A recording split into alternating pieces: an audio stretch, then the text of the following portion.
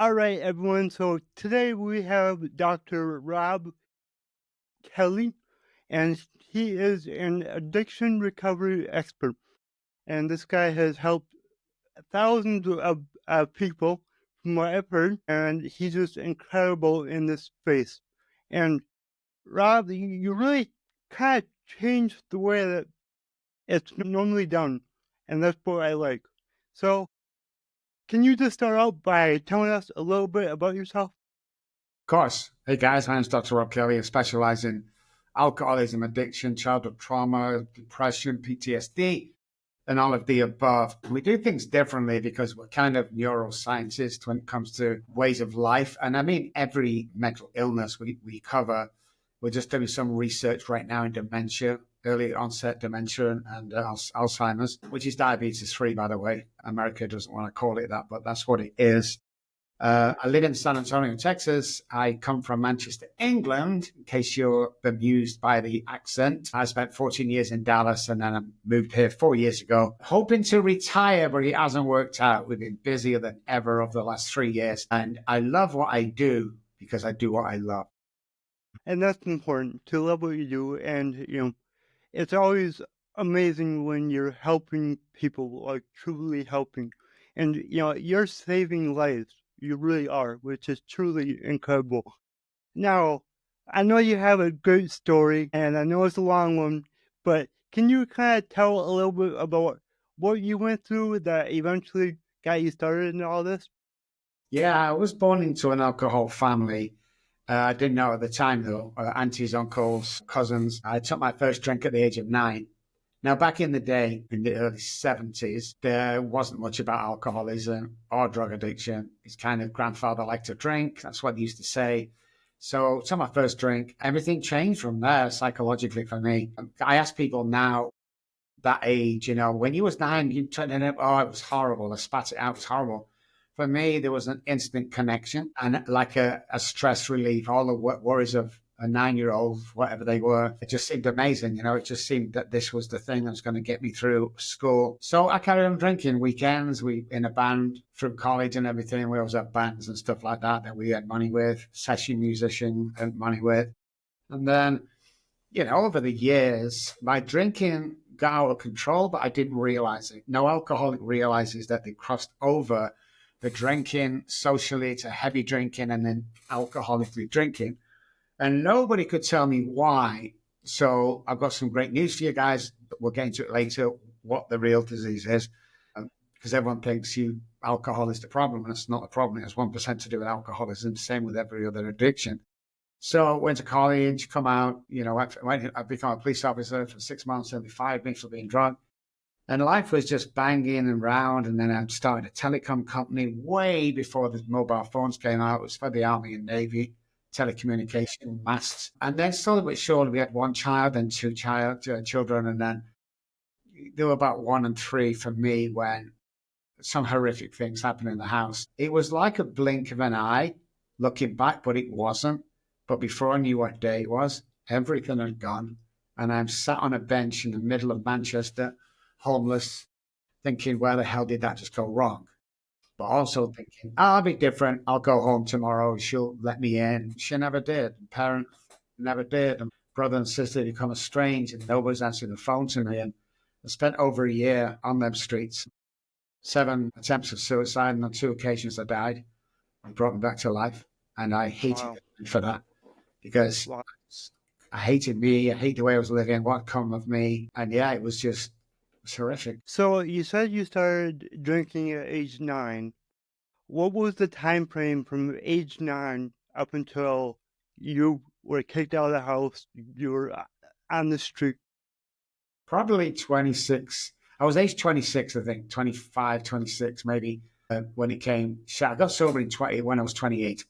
So it's probably about 26, something like that. The age of 9 to 26, that's a few years of drinking. And at first, I've got to tell you, Nick, it was great. I loved it. It served a purpose. I became confident, college with girls and stuff. It was just amazing. And then it just turned on me viciously and took. And one of the biggest things I look back on is nobody knew what was happening to me. Nobody could say, hey, if you do this, then the result is this, or this is why you can't stop drinking. This is why everything's been taken. But nobody did. They told me to go to AA. They told me to go to church. Doctor says, stuff like have a warm bath when you want to drink. So, yeah, I was bemused and angry when I finally got off the streets that nobody had any information, either medically or people around me, of how to deal with this stuff. And then, you said that you attempted suicide 7 times. 2 was successful, but you were revived. What changed at the end of that? Like, what stopped that cycle? Well, after the two deaths, that didn't stop me. I carried on for many months after Mhm. that. Alcoholism is crazy. Even if you're threatened with death, it doesn't bother you. So if you can stop drinking alcohol, taking drugs, because if you don't do it, you might die, then you're not an alcoholic or a proper drug addict. You just abuse alcohol. There's a fine line there, but it's a real line. So after about 14, I'm coming out of a hangover. I'm walking in Manchester where the offices and factories are. There's not a human being in sight, no houses, nothing. I dropped down to my hands and knees. It was pouring with rain. And I dropped down to my hands and knees and I was crying from my belly. I was crying, sobbing, sobbing, sobbing. And my belly ached because of the crying. And I wasn't crying because I'd lost my wife, kids, anything like that. At that moment in time, I was crying because that was the first time I realized I couldn't stop drinking. And I looked up to the sky and I said, if I was an atheist, pure atheist man with the bad stuff that happened to me in church, got molested and stuff like that by my priest. I said, if there's a God out there, I can't do this on my own anymore. And about 30 seconds later, a guy walked around the corner. He'd missed his last bus home from Bible study. He'd been walking an hour, took a shortcut he's never taken before, because he always gets the bus. And he came upon me, and my life, the change started there. Wow. What did he say to you in that moment? I always remember his name was Derek. He said, "You okay?" And I said, "No, I'm dying. I just can't do this anymore." And he said, "Look, here's the deal. You come back to my house. I'm a Christian. I'm also in recovery." I had his little Bible in his hand. And that was it. He took me back to the house. We chatted a bit on the way. I bathed for the first time and I got proper clothes, shed all this crap on my face, and ate real food for the first time in 14 months. But that was like a miracle in itself. But what was to follow was mind blowing. And this, I'm going to tell you what changed my life completely. So we're at his house the first night, and we're all changed, watching TV. And he turns to me and said, "Rob, I've been in your position, man. You can stay here for as long as you like, but you have to come to AA meetings with me." I said, "I don't like AA meetings. I hate them." And he blatantly just said, "Well, if you don't come, you can't stay." So next night I went, of course, because it was a dry bed for the night. When I was there, same old crappy stuff started, people moaning, sober, blah, blah, blah. This guy said, "My name's John. I'm a recovered alcoholic." And I looked at Derek and went, what did he just say? Did he say recovered? You can't recover from this stuff. I've lost my kids. I don't know. So I was kind of angry with him at that point. And then he went on to say some amazing stuff, man. And after the meeting, I went over to him and I said, "Hey, listen, John, will you sponsor me?" And he says, "No, man." He said, "But I will be a spiritual advisor for a period of 12 weeks. Every Wednesday, I left Derek's house at 6 o'clock. I walked to his apartment for 7, couldn't go in before 7, adamant about that. Walked upstairs to the apartment 7, stayed with him until 8. He'd walk me to the door at 1 minute to 8, no matter what we were doing mid-conversation. And I got home back to Derek's at 9. I did that 12 times every Wednesday. And, I started to see my life for what it was. And we talked about all kinds of stuff. And my last night there, he said, "Hey, God's told me to tell you that you are going to change the world and things are going to change from tomorrow." So I said, "I want to thank you for everything you've done, John, but I'm on Derek's block mattress in the basement. Nobody knows I'm there, but thank you for everything you've done." Next day, about lunchtime, Derek comes home halfway through the day. I'm like, "Derek, what are you doing home?" He's like, "The guy sweeping the floor at the factory's just resigned. Do you want a job sweeping the factory floor?" I'm like, "Hell yes, I do." So I went there, turned into a full-time job that week. So when I got my first pay packet, I got a little teddy bear from the gas station. That's all I could afford. And a card. And I wrote onto the card, "Thank you, John, for introducing me to God because he, capital H, took the compulsion to drink away." And I went back to his apartment. And I'm so excited to get there, Nick, look what I've done, look what's happened, everything you said come true. And I knocked on the door, man. It just seemed a little dirty, the curtains and stuff. I knocked on the door, no answer. Knocked on the door, and the right-hand neighbor came out. And she says, "Can I help you?" And I said, "Yeah, where's John? Does he still live here?" And she said, "John who?" I said, "John, your neighbor." She went on to tell me she's only been there 3 months. She's never seen anybody in that apartment, but she's at work all day. So I go around to the left-hand side apartment. I knocked on, big guy comes to the door. "What do you want?" "Where's John moved to? Is he still here?" "Or John who?" "What's wrong with you guys? The guy living at your neighbor. What's wrong with you?" And he went on to tell me that that apartment was derelict. In actual fact, if you walked through the front door, you would fall down to the basement. I thought he was crazy. So I went back to the meeting where I first met John. When I walked in, the chairman was like, "Oh my God, Robert, so good to see you again. Do you remember me?" And he goes, "Yes, thank goodness for that. Is John still coming?" And he said, "John who?" And I said, "The guy near the coffee machine. I asked him to sponsor me, spiritual advisor." And he said, "Rob, we thought you were praying because you were speaking to yourself. We've never found that man since. Wow. And the stuff I do today is based on what John taught me. That's why we have a 98% success rate. And we're the only company that refund your money if you relapse. Nobody else. 98% success rate? Yeah, the nearest one to us is about 9%. Yeah. Well, I don't That's know what we're doing. that's absolutely incredible. Now, what sets you apart? Like, what is it? Well, our intense research over the last 12, 15 years of being in America is we knew it wasn't about the alcohol. We knew it wasn't about the drugs, cake, food, sex. We knew that something differed in the brain, and nobody knew what that was. Because if you think about it, if you get, if you study the brain for alcoholism and you let's say, find a way to recover, no one's paying you for that stuff. Everybody wants you sick. So the food industry gets us sick and the pharmaceutical companies keep us sick. That's just the way it is. Knowing quite well, we're more neuroscientists than we are psychologists and behavioral scientists. We understand how the brain works. And what we found was mind-blowing was this. The hypothalamus, which is the survival part of the brain, it tells us to drink water and eat food to survive, does that from birth. We don't have to think about it, we just do it as human beings. A certain point of the alcoholic's drinking career, because that's what it was for me, a career, the hypothalamus, the survival part of the brain, turned around and tells me and every other real alcoholic to drink alcohol, not drink water or food. So I could go days or weeks without food and water because the survival part of my brain was telling me if I didn't drink alcohol, I would die. That's why it's a disease, because the choice whether to drink or not at that stage does not exist. You don't have a choice over it. So when I say alcoholics are born and drug addicts are made, we do this through intensive research that alcoholics have a predisposition. We're allergic to the ethanol in alcohol. We also, three parts of the brain, basal ganglia, the hypothalamus, and the amygdala differ from other addictions. So the addictive personality, over 90% of people that come to us with a heroin addiction started in the doctor's office. So we researched this, that you can't drink yourself into becoming an alcoholic, but you can take enough drugs to become a drug addict. And we thought that was fascinating. So we call ourselves the leaders in research. I've done many papers for Harvard University's psych hospital, McLean Hospital. I've wrote for all the publications. Doctors pay me to go around and do seminars to teach them about addiction, PTSD, all that stuff, because it's all kind of all mixed in the same with the trauma and the brain. And we're kind of the wise that you'll never see us advertised.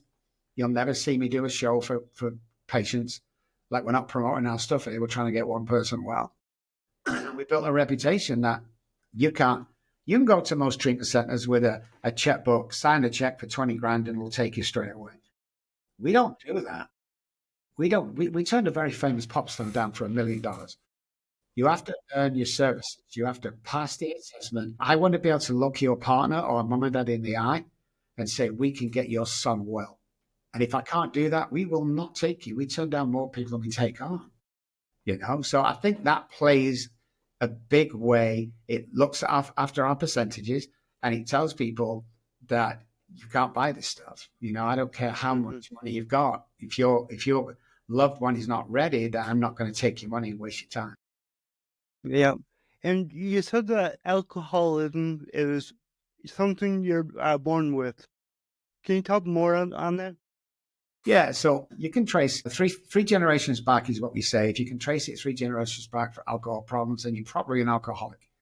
My brother and sister are not. I am, because what happens is it skips generations. So the allergy, alcoholism has the allergy, and no other addiction has the allergy that we have. And our thought patterns differ. The basal ganglia is broken, and then the hypothalamus turns around and tells us to drink alcohol only. So we specify in that area, and we came up with this statement that alcohol has 1% to do with alcoholism, and the same with every other addiction. Because I stopped a bunch of times, Nick. Well, one, I couldn't stay stopped, first of all, but I still had the problem. I still had the traits, I still had the mindset, I still had the self-sabotaging behavior and mindset that I had because of the alcoholism as I grew through. And a couple of people want to argue with that, and that's fine. Come and see our stats, over 9,000 patients. So yeah, that's what makes us different, and that's why we research so much. Is everything that we do or say on these podcasts has been researched, tried, and tested in laboratories, hospitals, prisons, and in our practice as well. It's like you can 100% recover unless you've got brain damage. You can 100% recover for any psych illness that you're suffering from. Period. That's it. But as human beings and Americans, and I'm American now, let's take depression, for instance. So I get depressed. I say to my wife, like, I'm depressed, what should I do? The instant reply is, go and see the doctor. So I go to the doctor. He gives me an SSRI, which is a false serotonin, and I'm stuck on that for the rest of my life. So there's a couple of things that happen. One, I'm stuck on it to get my happiness, not as good as it should be, but it's 60%. But it also depletes my serotonin.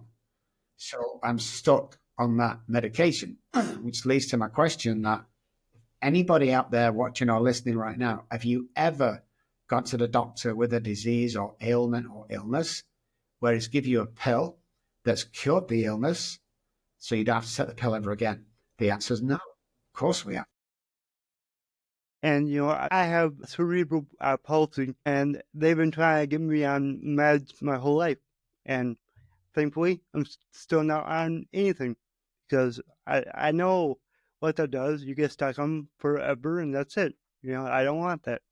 So It's life, I think. You look at you, you're amazing. You've got lots of followers, you're a great podcast host. You asked some great questions. I loved you from the first time we met. You're a full professional. My mom did the same with cancer. She got cancer and they offered chemo. And what she said was very important. They said you've got like 6 months to live. She lived another 20 years, by the way. But she said it's the quality of life. And back in the day, it was vicious. So you'd go for chemo on the Monday and you'd be sick all week in bed till Sunday. And she'd say, I would rather live for 6 months with a good quality of life than nothing. And that's what she did. And like I said, she lived another 20 years before she passed away. So a lot of stuff that we eat from the supermarket is poison. A lot of the oils the canola oils of this world, cornstarch, sunflower oil, which you'll find in 90% of ingredients anywhere in the store, that's what gets us sick. Somebody asked me once to explain that, and I explained it like this. So you get people going, well, I have heart problems. Really? How? Well, it's in the families. My dad had heart problems, so we passed it down. It's biologically impossible to pass an illness down, first of all. So there's what happened. My dad and mom have a staple diet.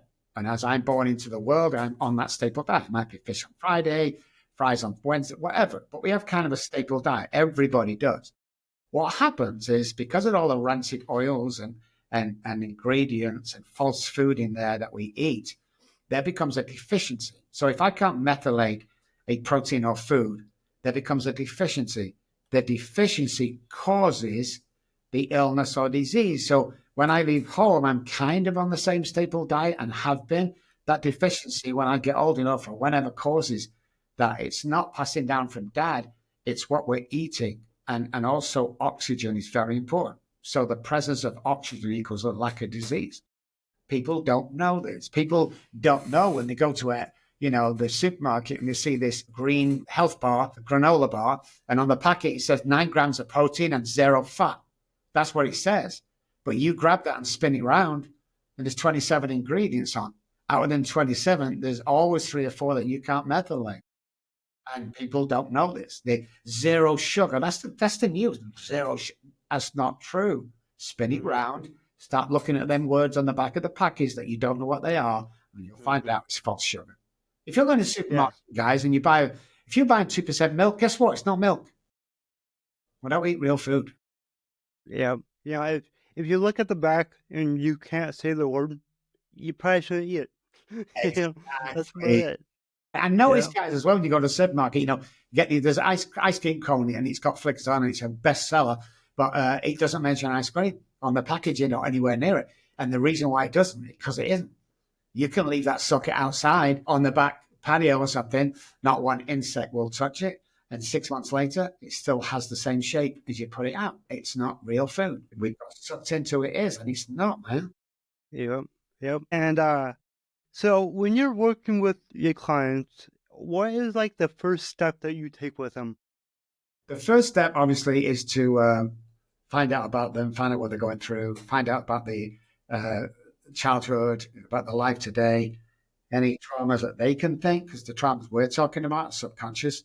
And then we kind of work subliminally with them. So this is what happens with the brain. 300 neural pathways die every day in the brain.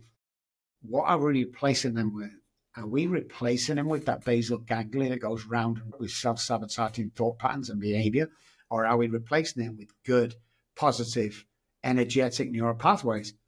And the idea is there's billions in the head, but it's simple equation that if I have more good neural pathways and self-harm neural pathways, then my life gets better.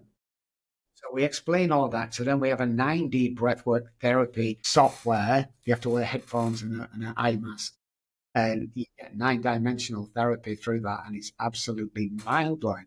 So we say this. Like I come to America and everyone's seeing a therapist. And I'm like, how long have you been seeing him? 3 years. Okay. And you still seeing him? That's the best one. You go, hey, listen, I'm taking these depression meds, but I'm still depressed. My answer was, when did you think it was going to kick in? You've been taking 10 years. It hasn't kicked in yet, So by using these tools, we convince them that they're not the person that they think they are and not the person that other people think they are. And that the mind is very powerful. So the mind is energy. Can't see it, touch it, feel it. Okay? And it sits inside the brain. That's the saying, mind over matter. The brain is matter.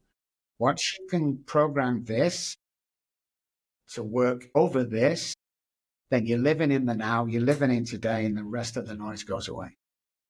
Really? And what is, something that people could start right now to start to change that in their brain? I love that question. Okay, guys, I'm going to change your life from tomorrow. Unless you don't really want to do it, then it's not going to change your life. But if you're enthusiastic as me, when you get up in the morning, one of the reasons why nobody has ever woke up laughing in the morning is lack of oxygen. So on a normal circadian rhythm sleep pattern between 2 and 5 is when the body is its most repair. So there's no oxygen there. When there's no oxygen, the subconscious brain, that's the guy with all the crap. Everything you see, hear, feel, touch from birth is all there. Billions and billions and billions of negative thought patterns and good ones, but usually negative. So the subconscious brain wakes us up. Now, if you're going through stuff in your life and you have any doubts about what your identity is and who you are, that guy run the show. That guy wants to kill you and make it look like an accident. That is it. Make no mistake about that. Now, the conscious brain over here is the good guy, but it's powered by this guy waking us up because this thrives in oxygen. This thrives in hypoxic. So when we do our breath work, what happens is it gets rid of this guy and you're free for that guy. This guy will kill it every day. Have a guess who wakes up tomorrow? This guy again.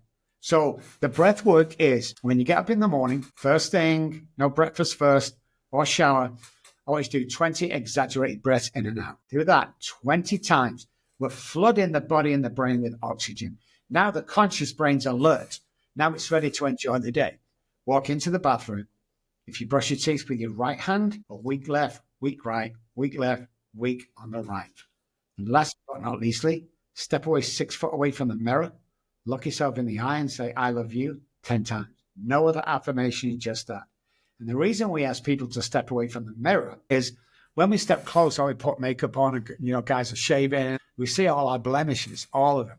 But when you start to Mm. strip it away, the blemishes go. We think people see us like this. When's the last time you went into work? Hey, guy, how you do? You don't do that. But when we stand there, we say, oh, we're getting old. No, 6 feet away, that's how people see us. It gives us confidence that we're 25% better looking than we think we are, guys. We're at least 20% more intelligent than we think we are. Every person listening to this can change the world. Well, I can't change the world. Next time you're out in a built-up area of people, I want you to practice this, guys. It's also a little hint with the other three I've given. Watch for sneakers. They're always easiest. When somebody's walking towards you with sneakers, I want you to say 2 words to him. Nice sneakers. He'll probably say, oh, thanks, man. As he walks past you, turn around. You look at his sneakers 2 or 3 times, at least. Now you've changed his world, okay? Now he's in a great mood. It's like, he feels comfy, looking good. So when he goes home to his partner, now he's in a good mood. It's contagious. Now she's in a good mood. Then the mother-in-law calls, and you get the gist. You've just changed 5 or 6 people's lives, therefore changing the world. It's as easy. You don't have to create a nuclear bomb or you be president to change the world. You do this one person at a time. Also, you get free dopamine, and he gets free dopamine because of the compliment. Compliment 3 people every single day. Because the problem with us at the moment is we don't know what other people are going through. The world is a mess at the moment. We don't know what we're going through. So there's a guy that walked to the Golden Gate Bridge and threw himself off, committed suicide. When the police fished him out, they found his ID on him. Back to his apartment looking for the next of kin. What they found was a letter on the kitchen table, and it read, I'm going to walk to the Golden Gate Bridge, throw myself off and commit suicide. Unless on the way there, which was an hour's walk, by the way, somebody smiles, says hello, compliments me, says good morning. In that case, I will stop right there, turn around, and I'll try again tomorrow. So the question is, how many people have you passed by today, guys, who's headed to the Golden Gate Bridge? We just never know. If more people did that, the world would be a better place. Yeah, you never know what someone's going through. Correct. That's why I always treat everyone with respect and kindness. It is important. And I like that, make an impact on people's lives every day. That's so easy. Just like you said, just give them a compliment. So, yeah, I like that. It's easy. It costs nothing. Yeah, but we can't wait for other people to do it. We've got to do it ourselves. So you're listening to this program. You're not listening by mistake. We're talking to you. If you don't think you're a leader, we'll go to court. You bring all the evidence that you're not a leader. I'll bring all the evidence that you are. And do you know what would happen? The judge would throw you out for contempt for coming to court with no evidence, because everybody listening and everybody around without severe damage can change the world, and we can lead, and we can be the best person we can be, and we can thrive, and we can inspire, and we can kind of get almost aggressive with this stuff. It's very contagious. When I walk in the office, I'm upbeat. Good morning, everybody, and I dance and stuff like that. Everyone's in a great mood all day. But if I was to walk in with a frown on my face, most of the people in the office would frown and walk around on eggshells all day. See, the thing you've got to remember, guys, is this isn't about you. Stop feeling sorry for yourself. Stop thinking, I could have done this, I've done that. You're never too old to start. You're never too old to start an empire or wherever you go. Just remember that you are a perfect leader. Without you knowing, you're inspiring at least 20,000 people with a ripple effect every single day you leave the house, because that is living. And that's where peace comes from. You can't buy peace. You have to create it internally. No one's going to come knocking at the door, guys. There's $1 million, or there's a boyfriend, or there's a job. Nobody's doing that. So we have to step forward with belief that we are the best person we can be, and we're the best at the world at what we do, and I can achieve it 100%. Mm-hmm. Yep, I agree with you on that one. Before we wrap this up, what is your business? What is my business? Yep, name and how can people find you? Yeah. So I have businesses. I have the Robb Kelly Group. RobbKelly.com is the website. ROBB, 2 B's, KLLY.com. Dr. Robb Kelly on any search engine. I also have a foundation that just started, the RobbKellyFoundation.org. 2 B's again. We have that going on. And we have, if you're in San Antonio or anywhere near, we have the British restaurant that I own next to my offices. So yeah, come and find us, come and friend us on all the social medias. And if you listening to this and you need help or can't afford anything, come find me and message me. We'll give you some great advice. I'll direct you. I'll talk to you. Uh, Obviously, I'm a crazy busy guy right now, but yeah, just there to help. And the other thing, because the moment I got to say it's private, Nick, don't listen. The moment I met Nick, blew my mind, and he blew my mind for a couple of cerebral palsy, and he's killing it. He was the most interested guy that I've spoken to. I couldn't wait for today. I kept asking Courtney, when's he on? And today when I got this morning, I get my day in the morning. I don't get it day before. And it's like, oh my God, Nick's going to be on. You know, it's absolutely what you do is absolutely phenomenal. So what I want to do for this show is there is a book out there. This is the last thing my daughter said to me 30 odd years ago. Daddy, Daddy, please stop drinking. It's the last thing she said. That's me. I'm wasted on that program. I'm intoxicated. And that's her as they did a visit because they took them off me when I was 3. I was about 6 months, 7 months after I got one visit, and I've not seen him since, of course. But if you message us guys or come and find us on social media and say, I heard you on Nick's show, I'm gonna sign this and I'm gonna send it to you. I'm gonna pay the postage and everything. You get this free of charge at your doorstep with my signature saying, you know, happy birthday or hey, whatever it is. But mention Nick's show, and I'm gonna do that for you guys. Thank you so much. Thank you. It's a real pleasure to get to talk to you. I learned so much, and I've been listening to you for a while, and you really changed my mindset around addiction. Thank you. And I know a lot of people struggling with that, and now I can offer them tips and advice to help them. Thank you. Oh, of course. Thank you. Thank you so much for having me on the show. You're a gentleman and a scholar, and you know if there's anything you want doing, just call us. And then, I asked the same question on every episode. My slogan is your abilities are infinite. What does that mean to you? Yeah, whatever abilities you have, whatever you're suffering from, there is abilities that God got you, or Uncle Jimmy, or universe, whatever you want to call it, but that I call God given.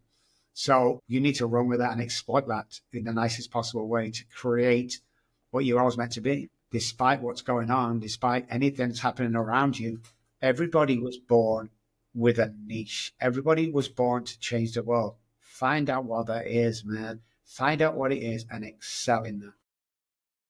Awesome. Thank you. And then, one last message from you, just for anybody out there struggling right now, what would you like to say to them?